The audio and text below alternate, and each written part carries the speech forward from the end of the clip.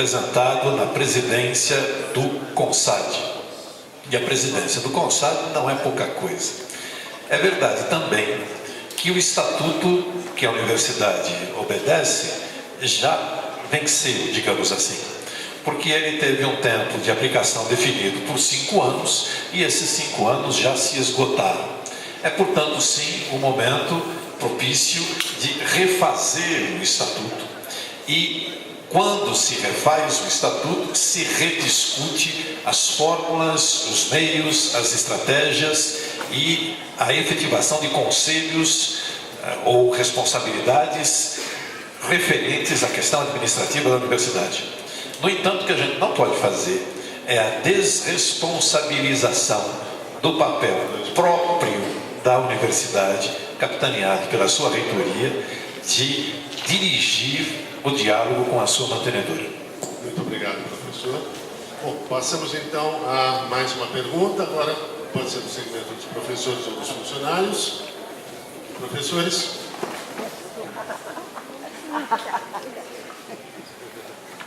Um minuto para a pergunta. Então, eu queria, nesse 1 minuto, que é bem curtinho, perguntar o seguinte para vocês, né? Nós estamos, nessa universidade, com a ausência de autonomia e democracia universitária já de algum tempo.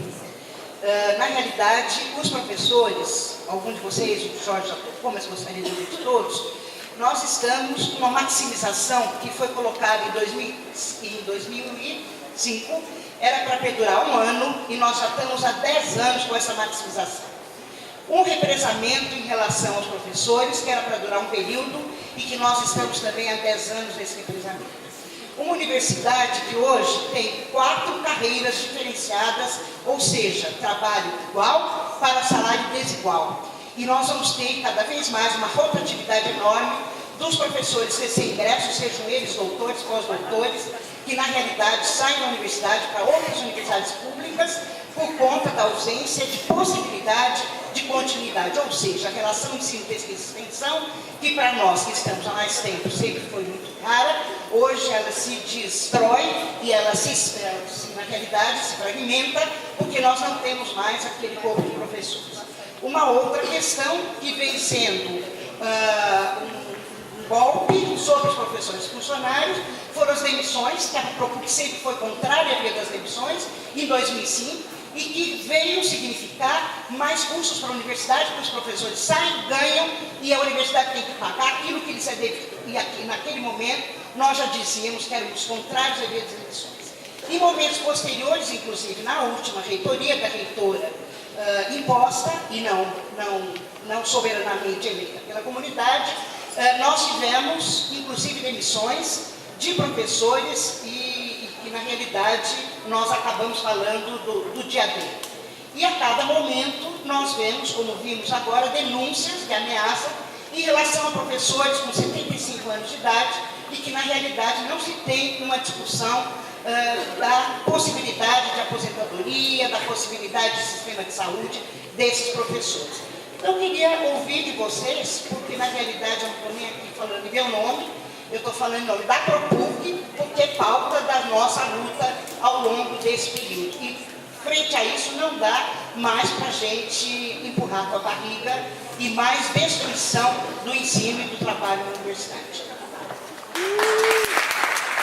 Obrigado, professor. A pedido da plateia, estão dizendo para usar o microfone de lá, que parece que o som está melhor. Então, acho que a gente podia fazer o teste. O professor Jorge Cláudio, então, iniciaria a resposta. Alô. Está ótimo. Tá ótimo. Eu achei que é uma questão de potência de voz de cada um. Fala Com uma voz mais... Tá bom, tá ótimo. Muito bem. Vai começar? 2 minutos? Tá bom esse. Tá bom. Aqui não. Não fala no microfone. Obrigado. Alô. Fala alto, perto, entendeu? O som é a maior maravilha, mas dá pra falar. Então, olha, a sua quilométrica pergunta, ela se responde com uma rápida resposta. Sim, nós somos a favor de que reverta esse quadro que você falou. A nossa prioridade inicial, primeira prioridade, é essa de acabar com o represamento da carreira docente e a formulação de uma carreira administrativa que está em suspenso desde 96. Isso é fatal para a instituição. Essa é a prioridade ponto zero, porque se não for o respeito, se não forem as condições para as pessoas exercerem o seu trabalho aqui, tá certo? A instituição se corrói por dentro, né? Então, é necessário sim que a gente acabe com o represamento, acabe com a maximização, que se estude um tipo de contrato que seja mais racional, mais razoável para todos e que seja para todos, não é um a um, como é que se está pensando em fazer, cada caso é um caso, não, é um contrato coletivo, não é? Então a gente defende isso no sentido de dar garantia a quem trabalha aqui de que o seu trabalho será respeitado, que a sua vida poderá ser jogada dentro desse ambiente e que a pessoa vai se sentir segura em poder crescer aqui. Acabou? É o que eu espero.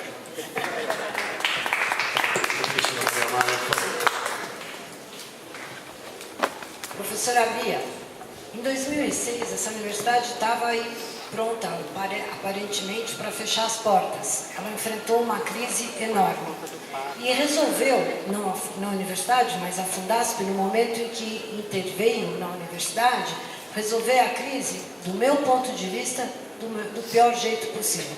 Resolver a crise demitindo centenas de professores, com critérios que até hoje nós não sabemos exatamente quais foram, e, além disso, mudando os contratos de trabalho. Ou seja, a universidade passou por uma reengenharia, se é que a gente pode chamar assim, que mais pareceu um tsunami.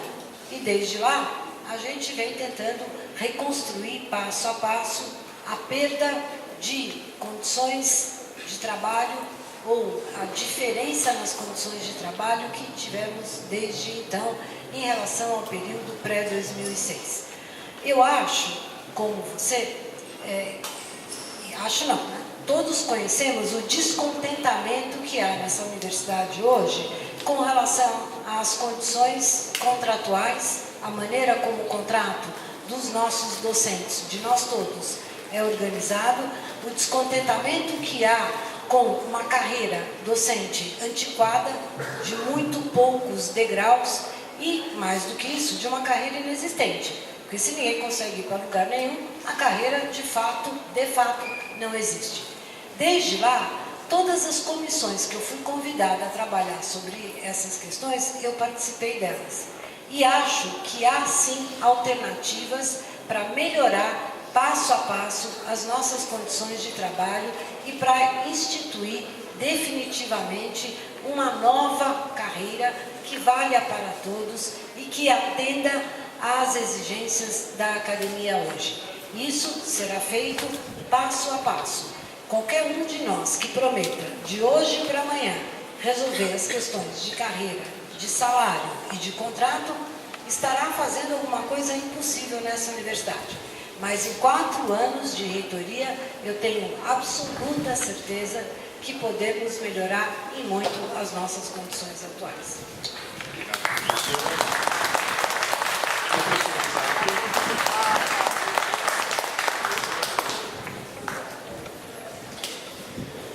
Bom, é uma lista de reivindicações, né? E uma lista... Não, do professor Rosato. Mas eu posso ceder a vez também, não tem problema não. Sim, essas questões de desrepresamento dos professores, do corpo docente, a questão da maximização, a questão do contrato de trabalho, tudo isso precisa ser resolvido e precisa ser resolvido não em passe de mágica, mas precisa ser resolvido rapidamente. E é por isso que nós, no nosso projeto, detalhamos maneiras de se fazer isso através, exatamente, do fortalecimento dos cursos de graduação. Não se fortalece curso de graduação sem fortalecer o trabalho dos professores que ali atuam. E nesse sentido, naturalmente, uma coisa liga-se à outra. Desrepresamento, fim da maximização, clarificação do que seja o contrato de trabalho docente. Com relação ao término da carreira docente, a gente colocou lá no nosso projeto a sugestão da Comissão 65+, exatamente para conversar sobre como se organiza o final da carreira dos professores. O início da carreira dos professores também é muitíssimo complicado, não apenas por conta do represamento, mas por conta do estatuto e do regimento que enumeram a quantidade de vagas em cada departamento. E a isso também se liga a questão do contrato docente. Não creio que a gente resolva isso em um passe de mágica, mas creio que a gente tem condições de reverter isso de uma maneira rápida. Porque se diz atualmente que a situação econômica da universidade foi reequilibrada, que existem recursos na universidade, então eles podem ser aplicados na parte acadêmica também. Professora Fabiola, por favor. Agora é minha vez. Bom, é uma lista de reivindicações, e reivindicações absolutamente justas. Eu sou advogada trabalhista e eu sinto que estes são os principais problemas nossos enquanto professores.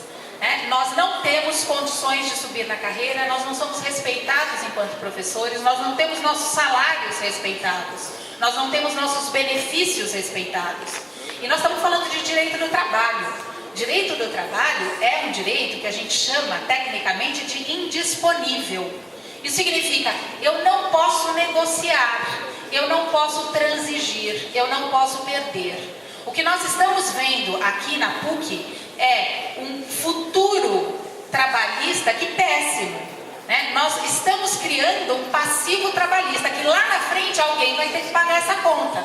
Porque o empregado, o professor, o funcionário vai sair daqui e vai promover uma reclamação trabalhista e vai ganhar. E a PUC vai ter que pagar. Então, se nós não agirmos rápido, e não num passe de mágicas, mas em menos de 4 anos, nós não conseguiremos resolver esse problema e estaremos criando um problema ainda maior. Então, é fundamental que a gente faça um investimento efetivo, rápido, urgente na carreira do professor. Nós precisamos retomar os nossos benefícios e os nossos direitos. Senão, a PUC não terá condições de, daqui a alguns anos, pagar essa conta. Ela fica impagável. Eu brinco na minha aula de Direito do Trabalho que as empresas, e eu falo empresas em geral, elas abrem na junta comercial e fecham na Justiça do Trabalho. Nós corremos esse risco. Se nós não cuidarmos dos nossos docentes, dos nossos funcionários, nós estamos criando um passivo trabalhista impagável. Então, é uma questão urgente, é uma questão que é fundamental para resolver os nossos problemas. Eu começaria daí. Agora passamos então a uma questão formulada pelo Corpo de Funcionários da PUC. A questão vai ser formulada pelo Rodrigo Edmilson.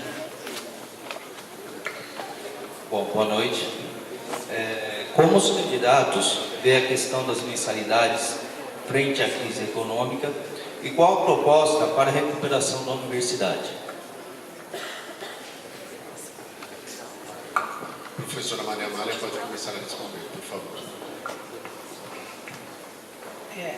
A questão das mensalidades é seríssima na PUC, porque a universidade sempre dependeu, pelo menos desde o final dos anos 60, basicamente da semestralidade, da mensalidade dos nossos alunos para sobreviver.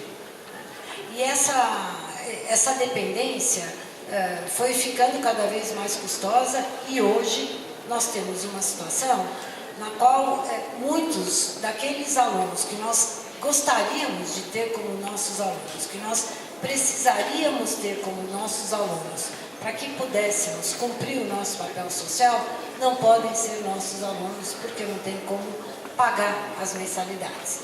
Mesmo com a adesão da universidade às políticas públicas dos últimos anos, dos últimos 10, 12 anos, que trouxeram para a universidade uma nova parcela de alunos importantíssima para a nossa universidade, eu estou falando aqui de ProUni, estou falando aqui de FIES, mesmo assim, nós ainda temos uma universidade que é, na maior parte dos casos, cara demais, que é uma universidade que está, na maior parte dos casos, muito possivelmente, nós não temos condição de mais aumentar as mensalidades. Como resolver essa questão?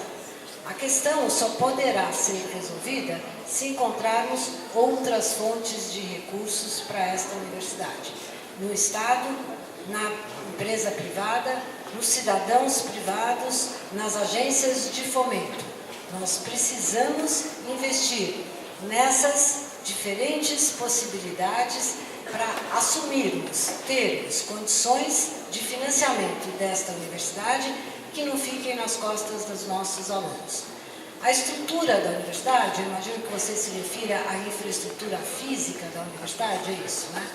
Ela vem junto exatamente no mesmo pacote, né? A universidade depende das semestralidades para pagar as suas despesas e, na verdade, não tem condições ou não tem tido condições de investir devidamente na sua infraestrutura. Mais uma vez, nós precisamos encontrar fontes de financiamento para mudar esse quadro de coisas.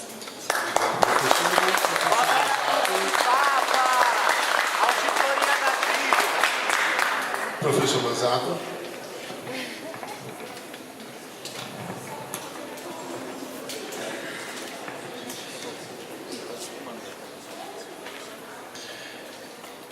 Então, sim, o modelo de gestão universitária que se baseia unicamente em mensalidades é um modelo ultrapassado, ele não se sustenta.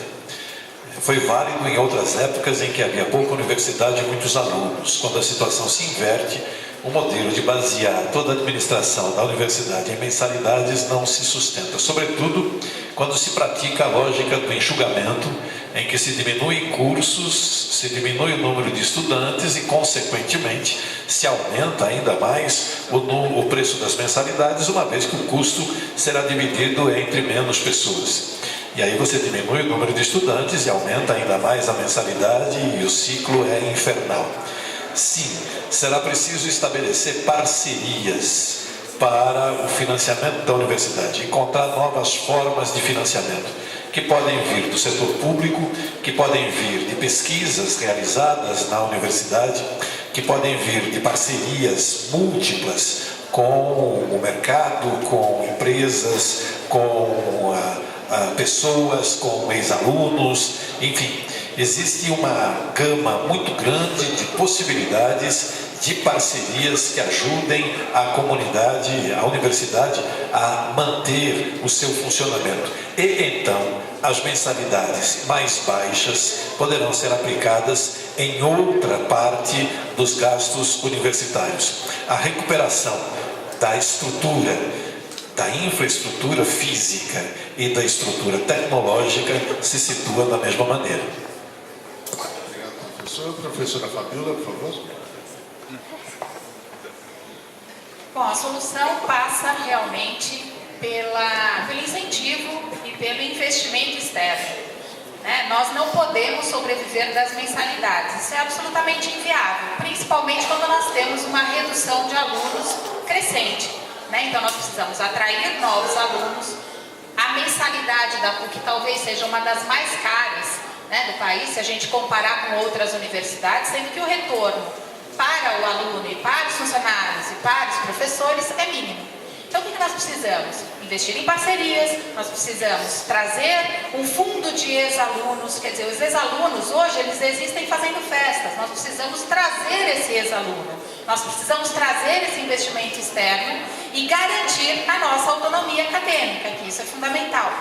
Então nós precisamos resolver, com relação à mensalidade, justamente a diminuição desses valores.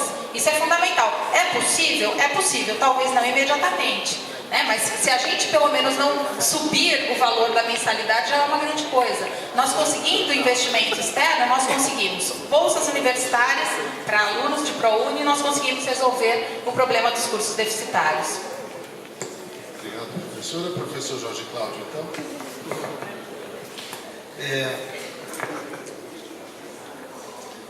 Sabem quanto é a mensalidade do curso de medicina? R$ 6.200. Sabem quanto é a mensalidade do curso de jornalismo? R$ 2.000. Quanto é do curso de relações internacionais? R$ 2.500. De letras? R$ 1.600. Quem está satisfeito com isso, levanta a mão. Então, o que a gente vê? Que o sistema de financiamento com base nas mensalidades, ele do jeito que está, ele é improdutivo.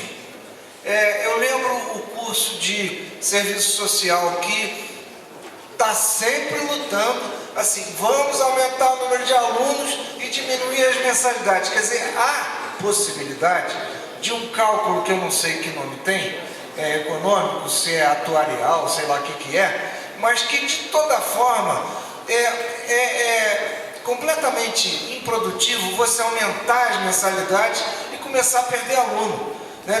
Deve haver um ponto ótimo dessa curva aí, que eu sinceramente não domino, mas que aqui na PUC tem gente competente para isso, para fazer esse cálculo. O que existe nesse momento? Que quando a gente ouve um pouco os comentários, parece que até hoje a PUC nunca fez, não fez nada ou vai precisar fazer a partir da nossa reitoria eleita. Acho que não é isso. Quer dizer, há um projeto até certo ponto, do ponto de vista econômico, bem sucedido, que é o ProUni, que atende a 10% dos alunos de graduação da PUC, um pouquinho mais até, né? A questão de como acolher esses alunos prounistas, até que ponto a gente precisa entender quais são suas necessidades, acolher as suas contribuições, a sua cultura, isso é outra questão, mas são experimentos bem-sucedidos. Obrigado. Obrigado, professor. Bom, passamos então à segunda rodada de questões deste bloco, em que uma questão é formulada aos 4 candidatos. Então, pediria a inscrição de professor ou professora aqui presente, de um estudante e questão de funcionário. Professor.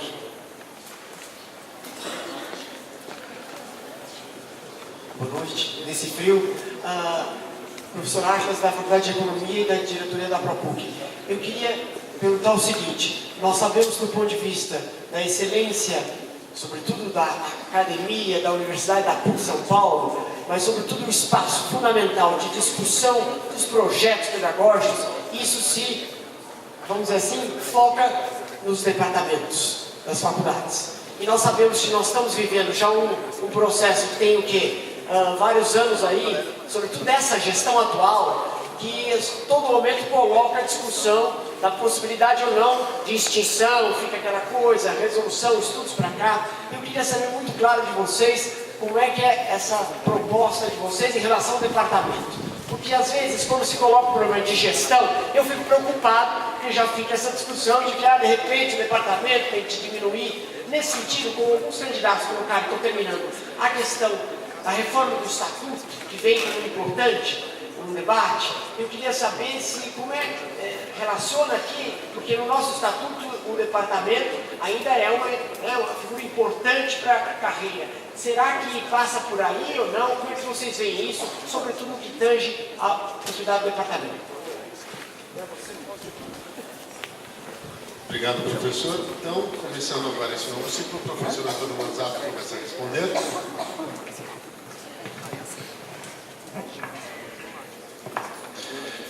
Sim, acho que não há dúvida da necessidade da manutenção dos departamentos e da pertinência dos departamentos como definição de área epistemológica e como localização do trabalho dos professores, localização inicial do trabalho dos professores. Aliás, eu vejo aqui no jornal PUC Viva, que foi colocado aqui sobre a mesa, o Consul mantém os departamentos. Então, acho que a questão se encaminha de maneira muito positiva. Conselho Universitário aprova a manutenção dos departamentos, o que significa que na revisão estatutária necessária posteriormente se mantém da mesma forma a existência dos departamentos. Não acho que deva haver mudança nesse aspecto. Professora Fabíola, por favor. No mesmo sentido, os departamentos são fundamentais, é lá que nós somos representados, é lá que nós, professores, nos reunimos para poder reivindicar os nossos interesses, as nossas necessidades. Eu acho que isso é fundamental, nós precisamos sempre de organização. O que nós precisamos aqui, eu insisto na gestão, por quê? Porque nós estamos passando por um processo muito complicado na PUC, nós estamos perdendo alunos. A evasão, ela existe, mas ela nem é tão grande. O problema é que nós não estamos conseguindo atrair os nossos alunos. Nós precisamos novos alunos, nós precisamos buscar esse aluno. Com isso, nós teremos uma faculdade de qualidade. Nós precisamos trazer os ex-alunos, nós precisamos usar os nossos ex-profissionais, os nossos profissionais que foram formados aqui para investir na universidade. Com isso, nós teremos um resultado positivo. O departamento é fundamental para que a gente possa garantir a nossa independência e para que a gente possa se manifestar. Obrigado, professora. Professor Jorge Cláudio, então, na sequência. Sim, acho que é importante a existência do departamento, ela é central na vida da universidade. A minha vivência de departamento, com todos os percalços que isso possa ter, sempre foi muito positivo, acaba se tornando um horizonte espiritual da gente, quer dizer, aquelas pessoas com quem a gente convive muito proximamente durante muitos anos, estabelece alianças, estabelece diferenças, mas é um ambiente muito produtivo do ponto de vista humano e, claro, do ponto de vista acadêmico. Eu acho que, por outro lado, deve estar havendo nessa proposta de suspensão dos departamentos não apenas uma questão de economia, vamos cortar uma etapa, mas deve estar havendo algum desconforto que não se tem coragem de esclarecer. E por isso fica atingindo a todos os departamentos. Eu acho que uma avaliação do jeito como os departamentos estão sendo feitos, cada departamento está realizando, eu acho importante no sentido de que contribuição que cada departamento está fazendo e que não seja uma coisa punitiva, pelo contrário, quais são os departamentos de excelência dessa universidade, senão fica tudo igual, também não é assim, Então, acho que como se está fazendo uma avaliação do trabalho docente, também uma avaliação do trabalho coletivo docente, vale dizer, nos departamentos. Obrigado, professor. Professora Maria Amália. Obrigada. Professor, eu sou contra, sempre fui, a extinção de departamentos, porque os departamentos são unidades políticas nessa universidade e são unidades acadêmicas. Sem departamento, tudo que a gente tem é especialidade, especialização. Se a gente tirar os departamentos da universidade, se a gente extinguir os departamentos, na estrutura que nós temos hoje, nós teremos cursos, direção de faculdade e acabou. Ou seja, os professores só se inserirão na universidade, ou só se inserem na universidade pela via da aula, pela via da hora-aula, em um curso específico. Como é que o professor de filosofia estará em diferentes cursos se não há um departamento que congrega aquelas pessoas que têm formação, pesquisa e interesse acadêmico na filosofia? Então, os departamentos são importantes. Além disso, o departamento é o nosso lugar de entrada na universidade. É no departamento que se faz avaliação docente. É no departamento que se decide a carreira de docentes. O departamento é, portanto, uma unidade política, é uma unidade acadêmica e é aquela unidade que permite a multidisciplinaridade, o trânsito dos docentes pela universidade, o trânsito de docentes entre curso, a criatividade acadêmica. Se a gente não tiver departamento, a gente só fará mais do mesmo. Por isso, eu sou contra o encerramento dos departamentos.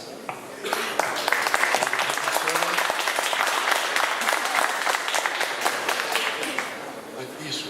A gente agora passa a uma pergunta feita pelos funcionários.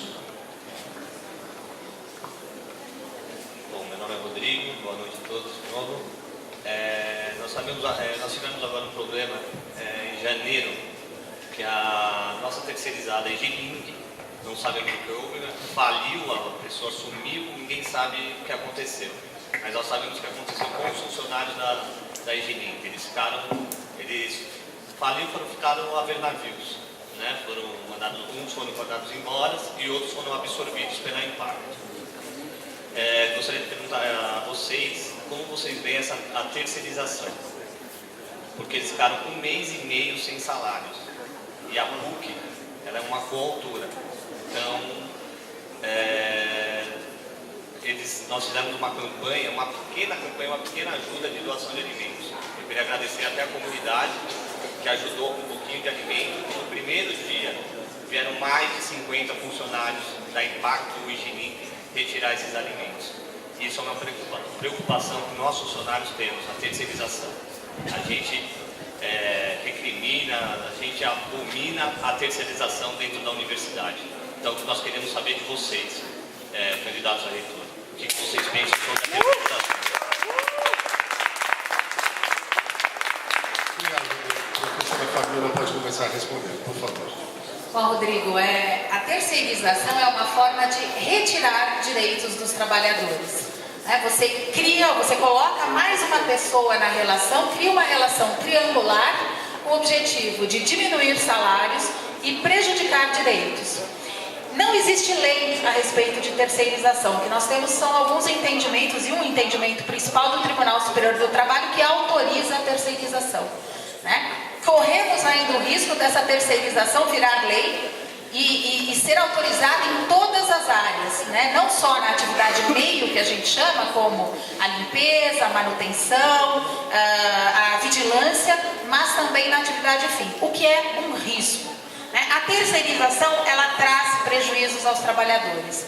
Não posso ser favorável à terceirização, ela só prejudica. O que nós temos e qual é o nosso objetivo aqui? É garantir os direitos dos trabalhadores, é fazer com que eles tenham condições de trabalhar bem e recebendo concretamente os seus direitos trabalhistas, não a terceirização. Obrigado, professora. Professor Jorge Cláudio. Eu gostei da mini aula da Fabiola, eu não sou especialista nessa área. A minha opinião também é contrária à terceirização, seja das atividades meio, seja das atividades fim, que chegaríamos ao absurdo dos absurdos. Em todo caso, o contato que eu tenho tido, visto que eu sou do chão da fábrica, eu sou professor de graduação há um certo tempo, já numa sequência, e o Cassiano também, o que a gente tem percebido é que eles são completamente invisíveis. E inclusive são proibidos de dirigir a palavra nós. Quer dizer, há uma situação de semi-escravidão da parte dessas pessoas, que a gente convive com isso no nosso cotidiano. E também a gente não dá conta de perceber. Né? Alguns alunos meus de jornalismo em geral, eles tendem nos trabalhos a fazer entrevista com os terceirizados, saber o que sentem, como é que eles veem a universidade, e isso é muito, muito interessante. Eu acho que a gente, além de a parte mais técnica, precisaríamos fazer um pouco uma abordagem de saber quem são essas pessoas e como é que, o que podemos aprender com elas. Isso não quer dizer nada de suspender essa luta, mas, pelo contrário, quanto mais a gente conhece as pessoas, mais a gente luta com elas. Obrigado, professor. Professor Mandato.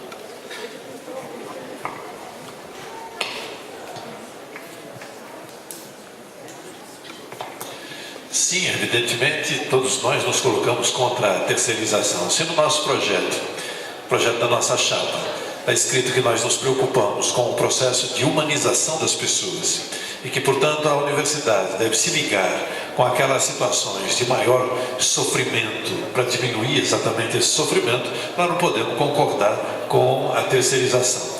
Aliás, eu queria lembrar que, há não muito tempo atrás, quando houve denúncias sobre trabalho análogo à escravidão na indústria têxtil, aquelas indústrias, aquelas empresas comercializadoras dos produtos foram responsabilizadas pelo ato. Nesse sentido, a universidade, sim, é responsável por aquilo que é o tratamento dispensado aos terceirizados, não apenas pela empresa que é o patrão, mas também pela universidade que recebe o serviço. Obrigado, professor. Vamos então à questão agora. Desculpe. Primeiro ele me dá um microfone que não funciona.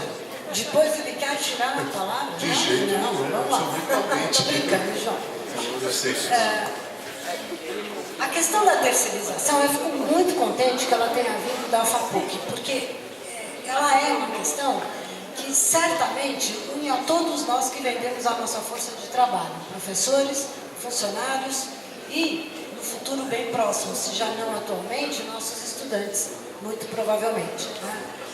A terceirização é uma mentira que o capitalismo tardio, ou sei lá como é que chama, vendeu aos trabalhadores e a nossa universidade, como a maior parte das empresas brasileiras, comprou há muitos anos.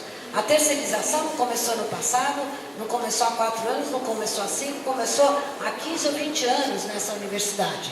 Eu estava aqui, nós estávamos aqui, a Bia estava aqui, muitos de nós estávamos, quando a nossa limpeza passou de uma limpeza da universidade para uma limpeza terceirizada e assim por diante. Eu acho que aqui nós temos uma luta sindical pela frente, mais do que isso, nós temos uma luta trabalhista pela frente importante. Os trabalhadores brasileiros vivem um ataque, que é a tentativa de passar uma lei que terceiriza todos, pode terceirizar todos nós. É nossa tarefa, como trabalhadores, lutar esta luta. E aí eu queria inverter um pouco. Eu quero aqui convocar a APROPUC e a FAPUC a nos ajudar nessa luta. Porque a APROPUC e a FAPUC têm conversas a fazer com a nossa mantenedora do nosso próprio lado para a reitoria, no sentido de que precisamos reverter esse processo. Ou, em breve, seremos todos vítimas desse processo.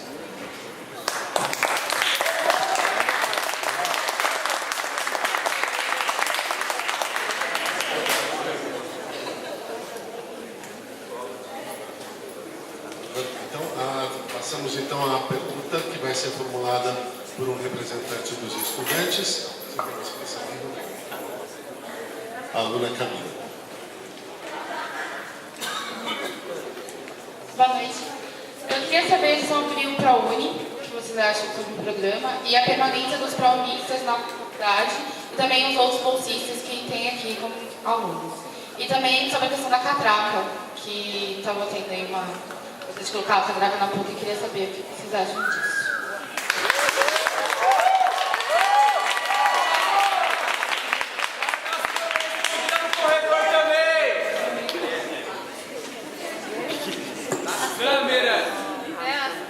Professora Maria Amália, começando aqui isso. Bom, eu, desde a primeira hora, fui favorável ao ProUni, mesmo quando os meus colegas de ação política diziam que o ProUni era só um jeito de trazer estudantes para o ensino privado. Eu considero que o ProUni, e há muitos estudos que mostram isso, é um programa de redistribuição de renda, de democratização do acesso como o Brasil viu poucos. Hoje nós temos 7.300.000 estudantes no Brasil, universitários. É pouco, mas nós não teríamos esse número se não fosse o ProUni.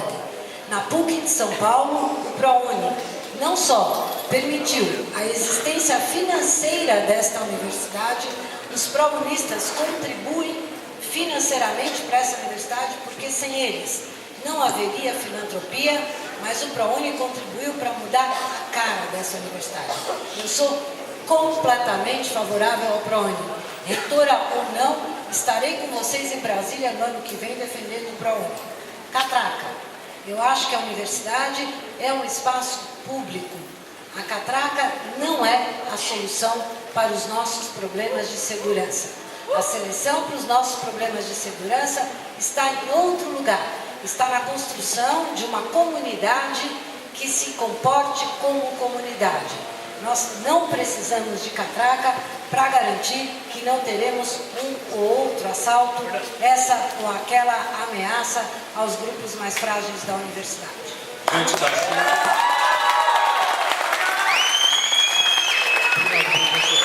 Diante da chuva, eu proponho que demos continuidade. No corredor, No corredor. Como a gente já fez a assembleia.